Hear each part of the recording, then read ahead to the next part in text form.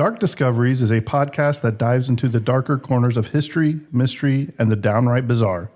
We discuss real events that may include graphic details, adult themes, and strong language. Not suitable for all audiences. Listener discretion is strongly advised. We're here to inform, entertain, and maybe make you laugh nervous in public, but never to glorify the criminals or make light of their victims. Our research is thorough, but hey, we're not perfect. We don't claim to be historians, so if we get something slightly off, blame Jimbo.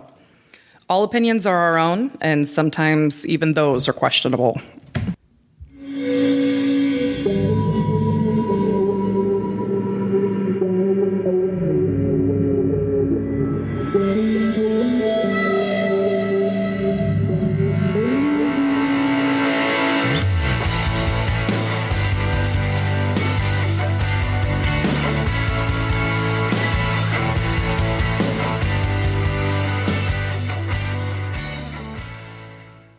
It's been 5 days since 9-year-old Serenity Dennard went missing from the Black Hills Children's Home Society. Several agencies have been working to help find her.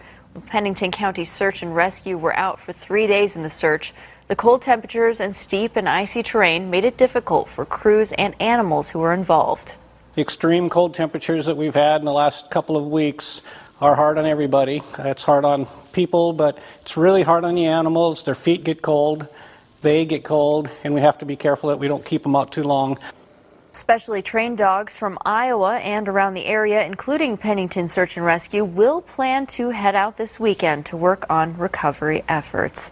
Well, here's a timeline of Serenity's disappearance. She left the Black Hills Children's Home Society around 10:45 on Sunday morning and was last seen in the area at about 11:30. An hour later, the Pennington County Sheriff's Office was called. They posted an alert on Facebook just before 5 o'clock on Sunday night. An endangered missing advisory was issued on Monday as 65 people and 4 dogs looked for Serenity. By Tuesday, more than 100 people were involved in the search. Deputies talked with people who were living in the area and looked for places where the 9-year-old could take shelter. With the search now a recovery mission, deputies remained in the area on Wednesday, but there was not a ground search. If you have any information on where Serenity might be, please call the Pennington County Sheriff's Office at 605-394-6115. Welcome back to Dark Discoveries podcast. I am your host, Jimbo, and I'm joined today by my 2 fellow co-hosts. Hello, this is Jackie Johnson. And Dustin. All right, Dustin and Jackie, we've come to the episode where we've decided to launch the Forget-Me-Nots podcast, which is our Missing Child's podcast, where we will take a case of a missing child and dive a little bit deeper into it, giving out the information. It is something that we want to be known for through the Dark Discoveries podcast, and our ultimate goal is to bring the child home and reunite with their family. So the first case we're going to talk about is Serenity Dennard. She was a 9-year-old girl. She was at a secure facility, and it was just a normal routine Sunday morning. And then she disappeared. She's a child who vanished almost literally in front of adults' eyes. A disappearance that raises more questions than answers, and a haunting reality. How can a child disappear in less than 5 minutes and never be seen again? Let's begin. I think we're going to start off with the timeline that Jackie is going to give us. So Jackie, if you want to run through the timeline of that day. Sure. So the one thing that we need to know before we start this is this place is in the middle of nowhere. There is absolutely nothing around. So at 10:45 a.m. on February 3rd, another child caused a disturbance at the facility, and Serenity used this time as a distraction to escape the facility. 11 a.m., the last known sighting by someone was dropping off their grandson. She noticed Serenity near the cattle guard drive on the driveway there. At 12:26, the police were called. At 12:46, the first officer arrived on scene. By 1:16, 4 deputies had arrived on site. And at 1:28, deputies requested assistance from the Pennington County Search and Rescue. By 4:57 p.m., the sheriff's department released an alert in the media about the search for Serenity. Unfortunately, at 10:30 p.m. that evening, the search was called off due to weather. And February 4th at 7 a.m., the search resumed with over 200 people and dogs. And on February 5th, the sheriff's office issued a statement that if Serenity was outside, it was unlikely she had survived. They had not ruled out the possibility that she had found a place with warm shelter or that perhaps someone had picked her up. They continued their active investigation, and they said they would follow up on all leads. Now, correct me if I'm wrong, but I think I remember when I was researching this that at the beginning, Serenity had met with her family earlier that day. Yes, that is just like a normal routine, and she was kind of sad that they left. You know, she didn't want to come back inside. But where they were at was like a gymnasium / I'll say a fellowship hall, and there was like two doors, one going this way, one going that way. And she had this one little girl distract the teacher this way, and she took off the other way. correct. Okay. Yes. So there is some information that is on the internet that has been talked about, the handlings of that day, what happened, what needed to happen, what didn't happen. We're not here to speculate or call out anybody, but Dustin has some of the stuff that went wrong that day. So Dustin, if you want to go ahead and... So the first thing that really kind of dropped the ball at was it was an hour and 41 minutes to notify authorities that she was missing. The facility itself did not provide the level of supervision that was required. A minimum of two staff members were to stay with the children at all times. The staff was not trained on how to handle a runaway situation, despite being a facility that was specializing in runaways. Now, let me ask a question before you go any further. So when Serenity had the one girl distract the other girl to escape, was there only one teacher in that room? At the time, there had been two, but they went to go and take care of the child. One had to escort the other child out, and the other one stepped out of the room with her to ensure that she got down the hall. So there was no teachers left in this facility room with The other kids. the other children. Okay. Most of the training they did was going to be on active shooter situations and lockdowns. The agencies reported that the radios that the staff used were on 3 different channels. So, I mean, you're going to respond to possibly nobody on that channel. So that's definitely going to cost you time, and that could have really decreased the response time to police if they would have been on the same channel, same page. Who knows, maybe 15, 20 minutes, you verify that she's not there, and you have somebody there. And how far was it away before the police actually arrived once they called? It was an hour and 41 minutes before the police were called. No, but by the time the police were called, how long did it take the police to get there from where The response time. The response. So that was 20 minutes for the first officer to arrive on scene and another 25 minutes for a total of 4 deputies to arrive. So they had 5 within an hour. Right. So we've all been around when you see a cop turn his lights on and he goes flying. So let's just say he's doing 80 miles an hour. 20 minutes away, that you can see how far away this facility actually was. And it could be down curving, winding roads too. And it was, Right. yes. This facility is. And you got to remember, it is in February. The snow is on the ground. So that's going to slow down a little bit too. And by the time you get the 2, you're talking, you said almost an hour. So you're almost 3 hours into her being gone. By the time you have enough people to really secure the perimeter and try to figure out what your game plan is. Find the information you can, because you can't just go look. I'm sure they'd had to talk to some staff, talk to some of the kids to try to understand the situation where she could have went. And if she had a kid distract her, I take it they talked to that child that distracted the other teacher. I don't think they've ever released that information. No, due to the fact that they're minors, that's classified. Right. And she may not have known anything. That's the thing. It's like, hey, can you do this? And then that's my opportunity to slip out. Which Right. Absolutely. I mean, they're 9 years old. Any information's information, though. So Can I just say how smart that is? It really I mean, was. for a 9-year-old to come up with something like that, say, hey, go distract this and I'm going out this way, that's pretty smart. Absolutely. I don't think I thought of anything like that when I was 9 years old. No, I was just trying to figure out if I could go to recess. I was like, yeah. yeah, I said it's the Black Hills Children's Home is going to be moving to a new remote location in Rockerville. And this new location is actually downtown, very close to the police department. So the response times will be much sooner if they have any situations arrive. So they'll no longer be in the middle of nowhere. And unfortunately, a lot of these places, I mean, you don't have a problem until you have a problem. So you've operated that way for a long time, never had an issue, and it's not knocking anybody. When you get punched in the mouth, you have a game plan until you get punched in the mouth. Everything changes at that point. You're trying to, oh crap, this is happening. You're regrouping, trying to figure out what do we do. Absolutely. It's just one of those things that drills go so far, reality, adrenaline, everything that goes into what happened after she was found she was gone changes the whole game plan. Well, it's like where I work. They're not proactive, they're reactive. They don't want to have this policy in place until something happens that forces them to have this policy into place. Mm-hmm. Yeah, it's really unfortunate, but that's the way everything is. It's hard to think of every proactive thing you can be. Like I said, we're always, standing flat-footed and reacting. Mm-hmm. So, she disappeared. She ran outside, and what we know she was wearing was not much.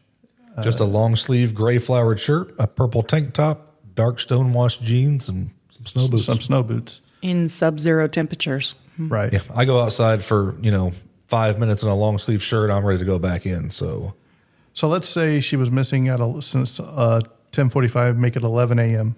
Okay, and the cops got there at what time? At 12:46, the first officer arrived. Okay, so that's a 2.5 hour head start in the snow. To me, you would think if the lady that saw her walking up the sidewalk, first of all, if the lady has to live with that every day now that she saw a lady, Serenity, walking down the road.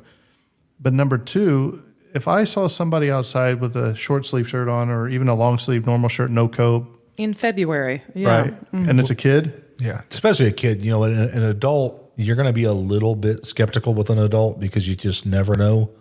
And this facility is on its own. There's not anything around besides one little farm. Mm-hmm. Mm-hmm. Yeah, so you got a kid. That's a whole different ballgame on stopping. Right. So, what happened to her? There was only a little nearby road. Was she picked up? We'll talk about a little bit of theories here in a minute, but let's talk about the search for a little bit. So the initial search for her was massive. I mean, they brought everything they could. They called in whoever they could. I mean, you're talking hundreds of law enforcement personnel, K-9 units, helicopters, drones. They had so many volunteers. I think they even had to turn some of them away because they're like, we've got enough. If we do this, we're going to be running into each other and everything. And, they had thermal imaging. They had dive teams. They had cadaver dogs. But nothing's ever came up. My thing is, I do remember when I was watching, I think it was on YouTube, I was watching a lot of these podcasts / video shows like Dateline or whatever. And the dog, I do believe, if I remember correctly, he does hit on something, but it stops at the road. Yes. As a matter of fact, it was several of the cadaver dogs hit on a scent, but they all stopped at the road. To me, that screams abduction or picked up by somebody she knew. Yes. I'm not sure, but we'll talk a little bit more about that here in a minute. But, there's not even a footprint past a certain point. You would think snow boots, you ever wear snow boots, they're kind of thick because you don't want your feet to get wet, but, it leaves those big rubber things. But if it's snowing in the winter, wind blowing, right, it's going to cover those trails up pretty quick. Pretty quick, exactly. So the sheriff said, we've searched thousands of acres, but we have still no concrete evidence she left the area. That to me boggles my mind. Thousands of acres, and they can't find this little girl. Yeah. So what's the landscape? Is it pretty flat, or is it? I know South Dakota is not going to be the most elevation in a lot of places. There is a lot of mountains, but is it? It's kind of hilly, I think. I would say it was hilly, and so it's going to be a little tougher area to really go through and comb through. Absolutely. Right. Mm-hmm. And they continued this search for months. They brought cadaver dogs out for months trying to re-pick up that scent. But after that initial first snow, they didn't really pick up much. But, I mean, you don't even see any signs of struggle. No. You don't see any scent trails beside, the few hundred feet out by that road. No discarded clothing. Nothing. It's just like she just vanished into thin air. But, as weeks became months, the stories and the theories, they begin to spread like wildfire. So we're going to explore some of the theories and speculations about what happened to Serenity. The number one theory that's out there is that she actually succumbed to the elements. It's straightforward, it's logical. Her dad said, or her adopted dad said, Chris Dennard, I believe is his name, said she loved to play hide and seek. And he thinks that she just saw people searching for her and she just went deeper and deeper into the woods, hiding from them, like a game to her. But she wasn't dressed for the cold. Hypothermia, how quick can hypothermia set in? Pretty quick, and like Yes. 15 Especially minutes maybe. once the sun goes down, which would have been hours at that point. But, Right. just more than a long sleeve shirt's not going to. Yeah. But after thousands of search hours, you would think they would have found something, anything. So that's the number one theory that's out there. But you would think that a hunter or somebody would have came across her remains if something had happened like that. So, And the bad thing was with that many people searching on the ground with some snow on the ground, whatever tracks you had, they're getting mixed in right away. So. Right. Well, the other thing was the two witnesses that saw her, the child and the grandmother that were coming into the facility. The grandmother left after dropping this child off at the facility. This was 3 to 5 minutes later, and there was no trace of her at that point. yeah, so she had enough time to drop him off, got back in her car and left. She's and gone. she could not find her. So either she was really quick at hiding or she was gone at that point. Right. And part of me thinks if she was planning to do this, to run away, you would think she would have been dressed a little bit warmer because she was a smart kid. I don't know. But if you got a coat on, you're in the gym, you're not going outside, it's going to raise a little bit of suspicion and axe your plan if you're planning to escape. Right. The second theory is that she was abducted. Could someone just have picked her up at the edge of the road? There was a 3 to 5 minute window before staff called 911, which I'm going to leave it at that because timelines say differently about when she disappeared to when 911 was actually called.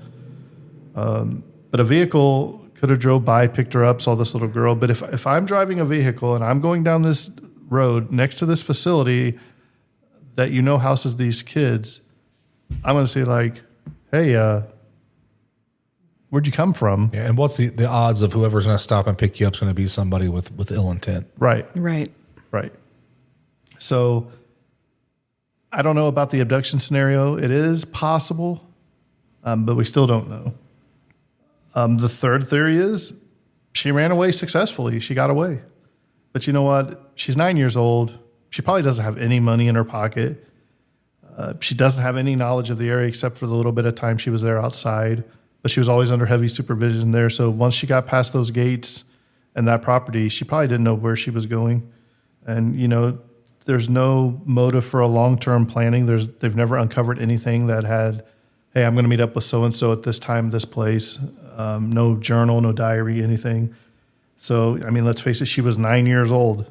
I think this one's very highly unlikely that she got away successfully if she did run away. And if she did, I think she succumbed to the elements personally. Yes. The fourth theory is staff negligence or cover-up. Just because something happens at your job does not mean that you were involved in the disappearance of Serenity. Now, maybe some of the rules and regulations and training that you guys should have had in place didn't happen the way that you had trained everything for. Doesn't mean that you're guilty of something. Because you can see that they did care about kids and that, when you're around kids all day, every day, that they become your life. They become part of you. I know I've worked on the bus ministry with the kids at church, and, you get attached to those kids. And, I had one little girl that we picked up, and it was like the first time meeting the kids as we picked them up. And, The next week, she gave me this. She said, here. And she handed me this little picture and it had a stick figure of me, big, and a smaller picture of her. And she said, Mr. Burns on there. And I was like, well, okay, that's kind of funny. She didn't know how to spell my name. She said, would you be my daddy? Oh. And I'm like, they just want people to talk to them and give them attention. And acceptance. A lot of it's just acceptance. Exactly. Yes. So I don't want to put anything or say anything bad about any of the staff there because it takes a certain individual to work with kids. Absolutely. Especially kids with maybe some mental abilities or some things challenges that they need help Yeah, with. where they've been through some stuff. You know? Right. Yeah. It takes a certain individual to be able to work with those kids. So, but some online theorists speculate, why was there a delay or was there a delay in calling law enforcement? As a parent, though, I could understand that because you either think they've got to be here. You know, they're Right. not that fast. They're not Yeah. that smart. I'm right here. You know, Right. and as a mom, I can admit I've had moments where I heard a door open and ran after a child that was hiding behind a couch. So you know, Right. these things happen. Yeah. But you got to think Serenity is not the only kid there either. Yes. You know, I don't know if we ever found out a number of kids that were in It's that not auditorium given. or gymnasium. Yeah. I mean, there could have been 30 kids in there for all we know. Yeah, you got to sort through and you have to do your due diligence. You but can't say, oh, we're going to watch Jackie with 3 of our, staff because she's the troublemaker of this podcast. But, no, but I'm just saying. Legit. Were they understaffed? Did somebody call in sick that day? You don't know any. This is stuff that has not been released to us, so we can't Right. really speculate on that. Did something happen inside the facility, the morning that we don't know about? Could that just been a story that they came up with? But, you can speculate all you want, but the facts are the lady saw her outside when she was dropping that kid off. And So- she didn't see her when she left. Yes, the walkie-talkies may have been on a different channel. Okay, I get that. You may have had a troubled kid and went out to help in the hallway with them. Okay, I get that. But a lot of people that are saying, oh, it's all the facility's fault, I don't think you can put the blame entirely on the facility because she was seen outside the facility. So I don't think any malicious intent of the facility, I think, can be thrown out the window. Personally, it's my own thought. Dustin, what do you think? It's hard to say. You hate to speculate because you don't want to spend energy on something that's not Right. the actual solution. You have to just take the evidence and take it and look and See where it really goes. try to just dive and see where it goes to try to get a resolution for the family. Right. So, like I said, there's no concrete evidence a sinister crime was committed. But you know what? With any missing person cases, and especially missing children's cases, which we're going to talk a lot about when we do the Forget Me Nots podcast, there's a lot of unanswered questions that breeds doubt. If you let your mind wander, you can come up with 100 million ways Serenity disappeared. I mean, you can alien abduction if we wanted to go that route. You could go all kinds of crazy stuff. But we have to look at the facts. And the facts is she left the gymnasium after she had another little girl distract her. She was seen walking up the road, and the dog stopped her scent at the road. I think if she would have went on into the woods or anything, I think the dog would have still picked the scent up. Yes. Personally, I think she got in a car, whether a stranger abduction, somebody she knew. I'm not going to say a family member, but maybe somebody she knew that she had seen in the facility before. I don't know, but it's very weird that the dog just stops at that road. And it was multiple dogs as well. Right. Yeah. So let's talk a little bit about the aftermath of the disappearance of Serenity. So in the years since Serenity vanished, the case remains open, but it's grown cold, just like that February morning. Her adoptive family continues to grieve and advocate for Serenity. Sure, the children's home faced criticism. Some called for increased regulations and oversight of the youth facilities. But you know what? Something that came out of this is the facility that's being built closer to the city for faster police response times. The community there, it's still shaken. They still don't know what happened to her. They host candlelight vigils. There's billboards with Serenity's picture on it. There's a lot of prayers. And yet, there's no closure for the family. The family has said Quote, "She was our daughter. She didn't deserve just to vanish."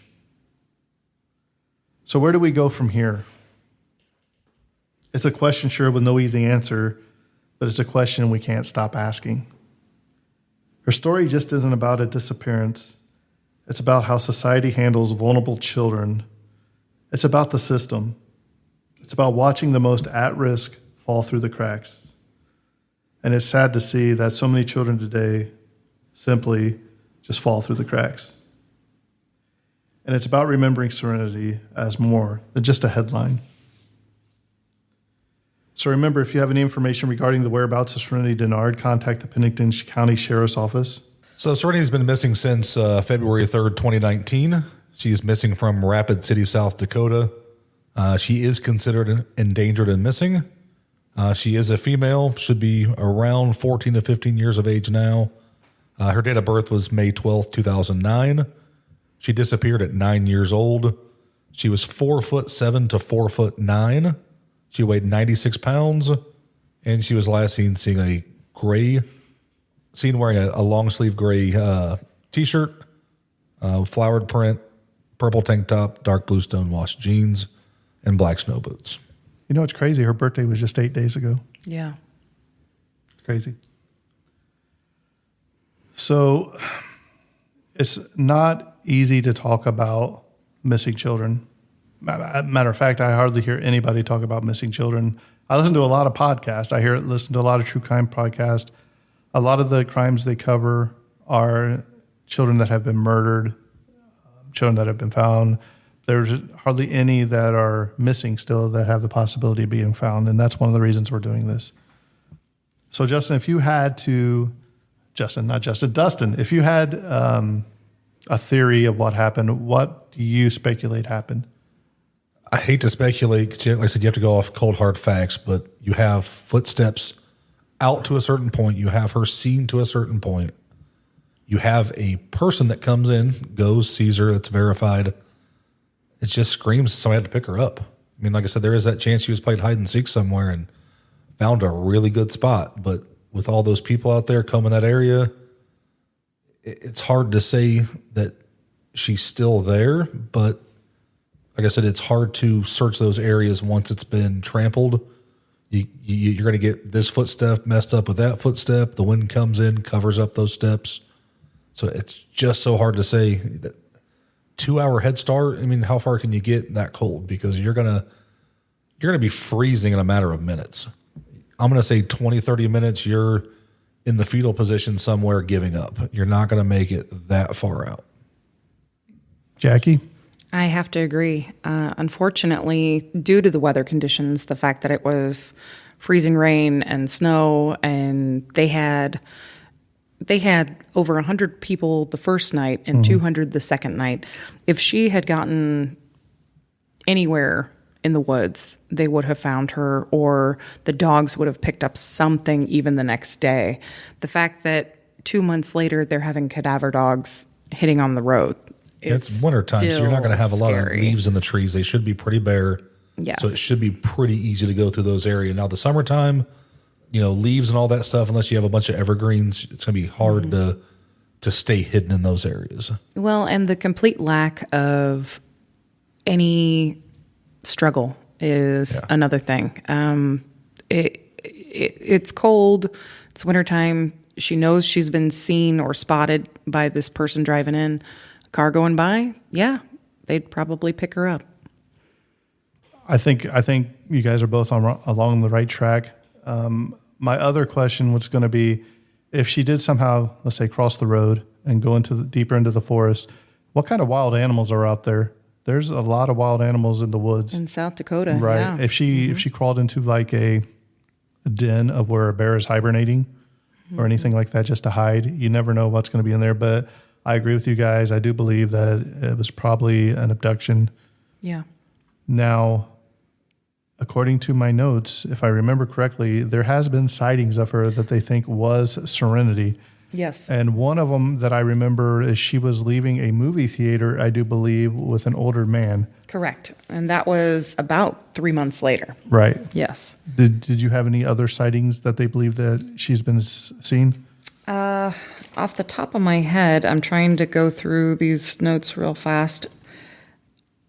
That was the most credible one, but I do believe that they tried to follow up on that one, and it was not her when they did follow it up. But that was the only sighting, so to speak, that had some credibility to it. That's what I thought. So, but you know what? Somebody somewhere knows something. And, it could be you, no matter how small your tip is. You might be the tip that is needed to close this case and find Serenity and bring her back home. We thought long and hard about what to do. We've decided to keep a lamp on when we record, just so we can light the way for the missing kids to have a light source to come back home. So if somehow somebody has seen Serenity, please call. If you took Serenity, we'll let you know we're not giving up on her. We will keep looking for her. So do the right thing, turn yourself in. Let's bring her home. Now, as I was sitting at home the other night, going over some of these case notes, because it's really tough. You research a little bit, and you have to take a break because you'll get so enthralled with these cases. You kind of feel like part of the case. And when you get so attached to a case, you have to stop and give your mind a mental break, because it will take you down to deep and dark places you don't want to be mentally. A petition was actually created for Serenity for a new alert system. It has not gained enough traction yet, but you can actually go to Serenity Alert System on Facebook and add your name to this petition. This alert system would be used for missing children that do not qualify for an Amber Alert. An Amber Alert at this time only applies when a child has been kidnapped. So please, if you have a moment, go to the Serenity Alert System. And as of January 28th, 2021, the official search for Serenity Dennard was called off. This case remains open. Any info about Serenity can go to the Pennington County Sheriff's Office. You can call the number at 605-394-6115 or the National Center for Missing and Exploited Children at 1-800-THE-LOST. Right. I remember signing that. Man, that's been 4 years ago, probably, when I signed it. So we'll try to put a link up that on our Facebook page so people can sign that too. We will be sharing pictures, probably of the facility, so you guys can see how remote it was. We will be putting Serenity's picture on there. You can do a little bit of research yourself. There's a lot of good information on YouTube. And we want to thank the senator for actually taking time out of her busy schedule to be part of looking for Serenity.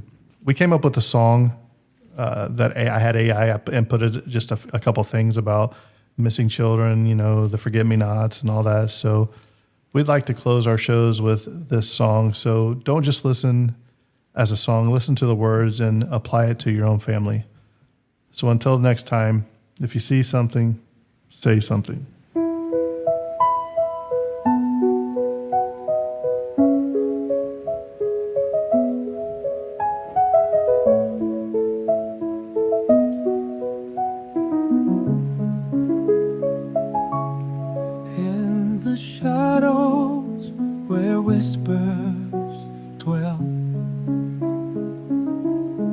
Voices silent, in darkness they fell,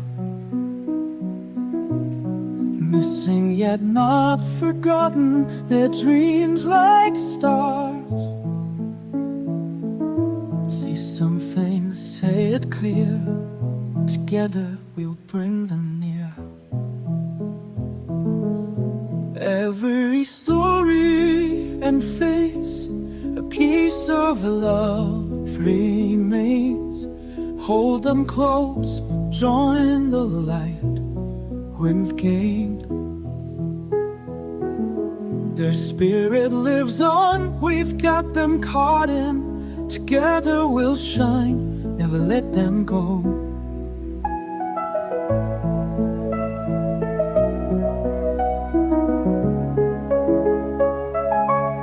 Through the night, their memories guide. A gentle touch, a whispered goodbye. Every tear, every smile, a part of us stays. In the light we find what we may. Every whisper, every sigh, in our hearts they'll always lie. Their presence felt, their love we see. In the shadows we're free. Every story and face, a piece of love remains. Hold them close, join the light we've gained. Their spirit lives on, we've got them caught in. Together we'll shine, never let them go.